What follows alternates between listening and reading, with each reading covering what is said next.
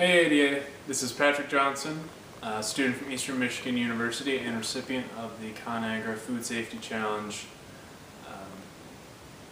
scholarship grant.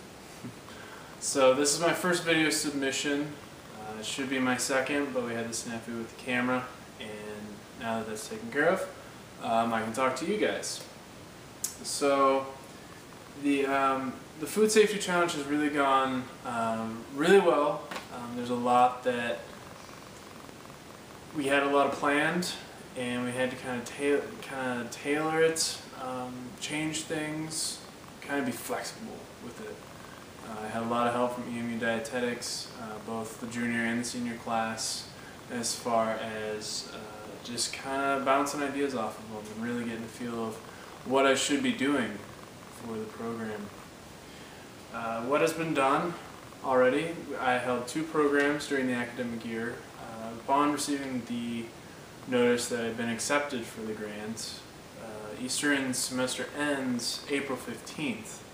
So we have a very short year as far as the official academic year. So I was able to get in 2 programs. The first one was a lecture and food demo, and I tailored in a lot of healthy eating as well for that. Went really well. The camera screwed up, so that was the first string of the problems. But the program got really good reviews. Did it with my friend Greg Brown. Here's the flyer. I will be sending this to the ADA. But it says, "Do you like free food?" You know, everyone does. Resident Food Safety and Health Program. Live vibrantly by learning safe, healthful food storage and cooking methods. This went off really well. I had a few dietetics students help me by prepping the area, prepping the food, showed them how it was done, and then we had food to offer them. And it's really great because Greg has said that a lot of his residents tried the recipes that we had presented to them, and you see them down in the community kitchen working. And I tried to tailor a lot of the recipes that they could do for the microwave. At Eastern you can have a main fridge, a microwave, and a coffee maker. Some guys make soup in the coffee makers. Obviously I didn't condone that, but there's a lot of really great ideas that I was able to come up with, and a lot of them were taken and received really well by the students. The second program I did, I got away from the food. I felt like the food kind of detracted from the overall message of food safety. It was more of just how do you cook, and I really wanted to really focus on the food safety. I mean, it's what it's all about.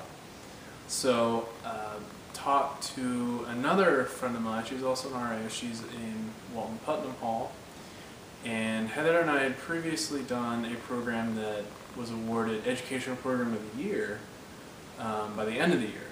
So we had a really great program earlier about just healthy eating and dining options on campus, and just really trying to put the students in the mindset of how to eat healthy on a college campus. So that being said, we did the food safety program, and it was more of a lecture and a Q&A style. And the Q&A worked really well because it really got kids asking the questions that they may have thought they were silly, or they just thought oh, whatever, I'm not going to get sick, I'm young, whatever. And a lot of them were serious concerns, and I'm really glad that we had the Q&A session. What has failed? Unfortunately, a lot has failed for the Food Safety Challenge. I was provided with the ConAgra Foods cutting boards, and also the very small, colorful ones. And I was like, well, these are really great, because I went to Boston, I went to Fancy, and I got a set of these. Actually, they're up in they were at my apartment up in Ypsilanti. And I noticed, the emblems, well, these are really nice, cross-contamination, preaching it, and I used a leather punch and I put a little ring through it, and I had like an educational piece here, basically outlining, proper storage, proper washing, proper cutting, why we have these, why there are 3 different ones for the vegetables, the meat, and the seafood. But, it's all fine and dandy to give the residents a program or flyers or educational material or raise awareness.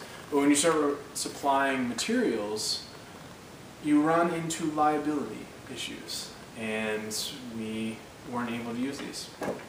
So it was really unfortunate because I had these really great cutting boards and I had this really great intention, and we weren't able to use it. We had setbacks. So that's really one thing that failed. The small cutting boards as well, I tried with those, and as well they weren't well received by the administration, which hit on a major point that I've learned with the food safety program is there are a lot of rules, a lot of regulations. ServSafe certification taught me that there's a lot of rules, the 7 steps, and you got to be careful. You got to be careful. You got to check your laws, and you have to check your regulations, and because they're there for a reason, they want to keep people safe. What has succeeded, though, of course, were the programs that I've put on, and I've used 2 of the flyers that were provided, the cooking safely with microwave ovens. This has been a really great one because, like I've said, a lot of them only cook with microwave ovens.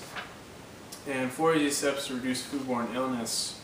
That was really outlined on the cutting boards really well. If they hadn't made it to the program, they could refer back to the material. One thing that I kind of adapted, predominantly it's you're living in a dorm, whatever. I live on the university apartments. It's university housing, but I have my own kitchen. And being dietetics food science, I have a food thermometer.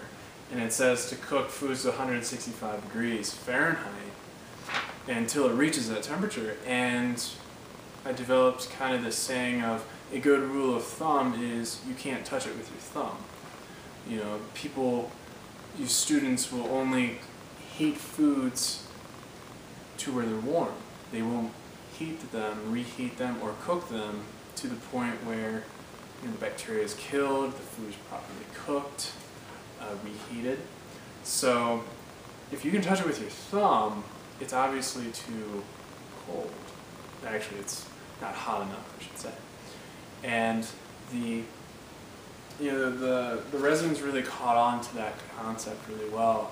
Even Greg, my friend Greg, he was like, wow, I never realized that we have to heat it that much to kill the bacteria, and so that's worked really well, and I'm really proud of kind of the education, kind of glimpses of what I've been able to accomplish with the residents.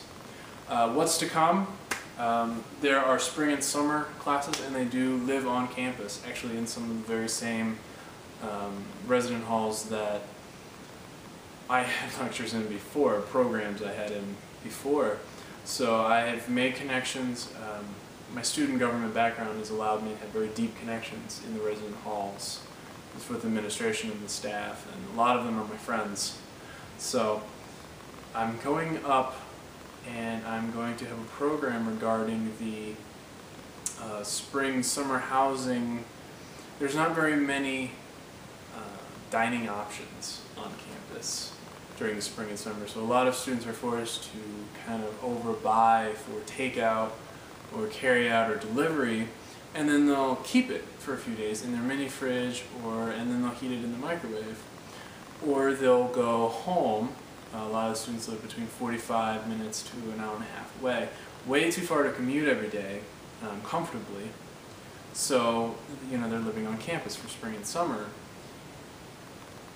They'll bring home, or they'll bring back mom and dad's leftovers into their their little containers, and of course they're not reheating it well enough. A lot of them aren't, and a lot of them eat it cold, or when they bring it back, they don't bring it back in time, and they let it sit out in a car overnight or something like that. So a lot of the topics I'm going to talk about in the spring-summer program that I'm putting on early June will be more about the heating up of the food, maintaining the temperature of food, how quickly we have to store food before the bacteria really grows past, an acceptable level. So that's what's to come. My apologies on not getting this video, the first video submission out, and I'm filming this from Ohio. My fellowship that was to keep me in Michigan kind of fell through, so I'm kind of just traveling in between, and I look forward to the next program. I look forward to all of the stuff I have planned while I'm up there, as far as it's kind of going to be a little event. So until next time, Patrick Johnson, Eastern Michigan University, and I'll see you later.